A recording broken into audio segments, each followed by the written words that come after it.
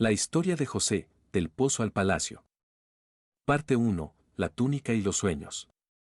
Habitó Jacob en la tierra donde había morado su padre, en la tierra de Canaán. Esta es la historia de su familia. José, un joven de 17 años, apacentaba las ovejas con sus hermanos.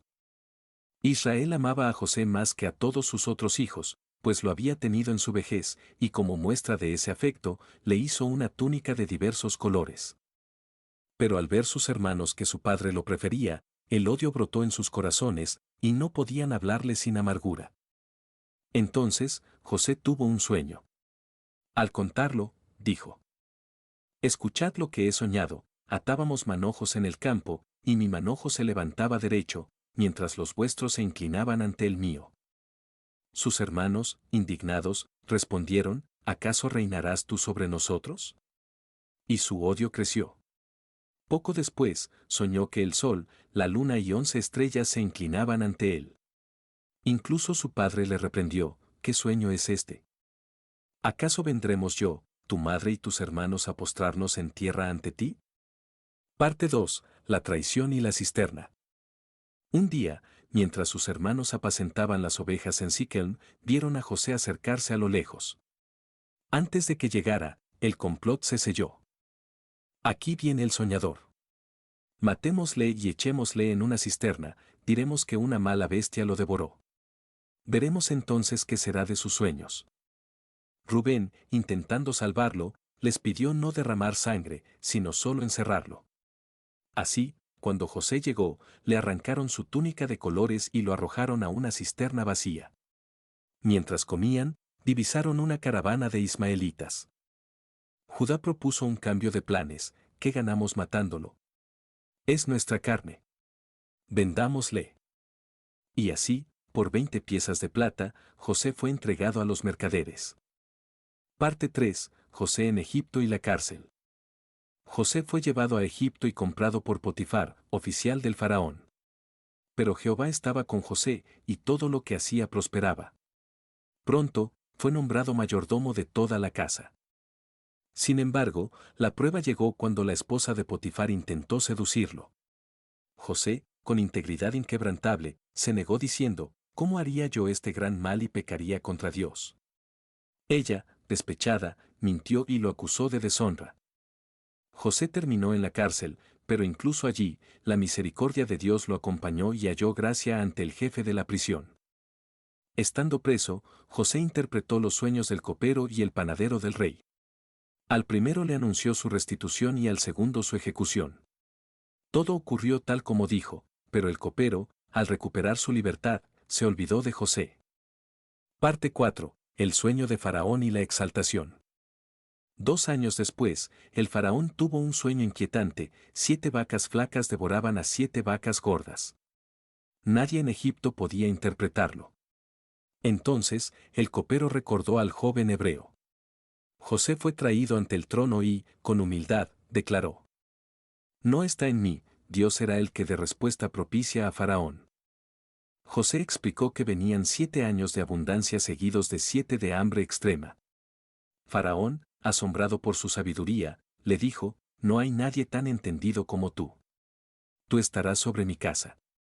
Le entregó su anillo, lo vistió de lino y lo nombró gobernador de todo Egipto. José tenía 30 años.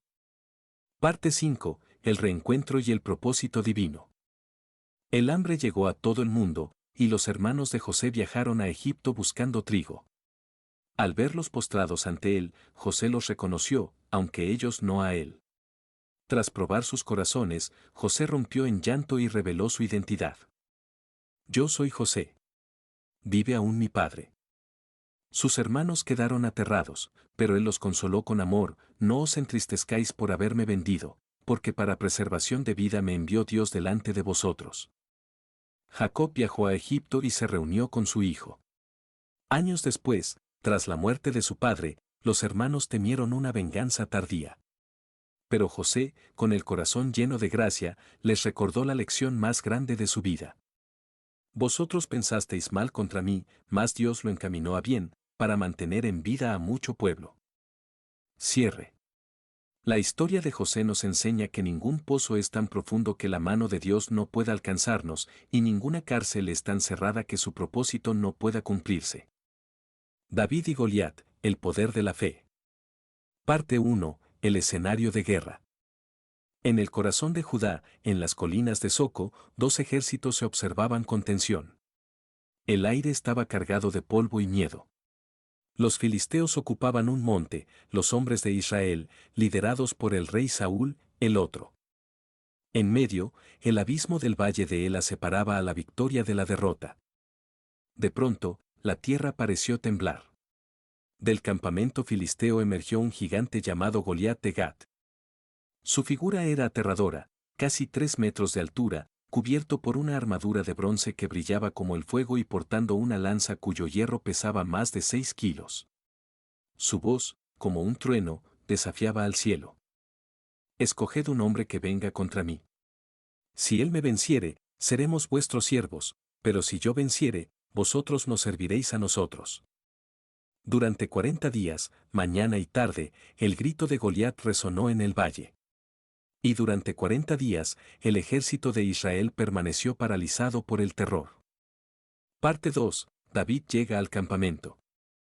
Mientras la guerra se estancaba, en Belén, un joven pastor llamado David cuidaba las ovejas de su padre. David era el menor, sus hermanos mayores estaban en el frente. Su padre, Isaí, lo envió al campamento con una misión sencilla: llevar pan y queso a sus hermanos y traer noticias. Al llegar, David fue testigo de la humillación. Vio cómo los guerreros de Israel huían ante la sola presencia de Goliat. Pero mientras los soldados veían un gigante invencible, David veía a un hombre desafiando al Dios vivo. Indignado, preguntó: ¿quién es este filisteo incircunciso para que provoque a los escuadrones del Dios viviente? Sus palabras, cargadas de una autoridad que no correspondía a su edad, llegaron a oídos del rey Saúl. Parte 3. La confianza de un pastor. No podrás ir contra él, le advirtió Saúl, eres solo un muchacho. Pero David no confiaba en sus propias manos, sino en la memoria de la fidelidad de Dios. Le contó al rey cómo, en la soledad del campo, había enfrentado a leones y osos para proteger a sus ovejas. Jehová, que me ha librado de las garras del león y del oso, él también me librará de la mano de este filisteo.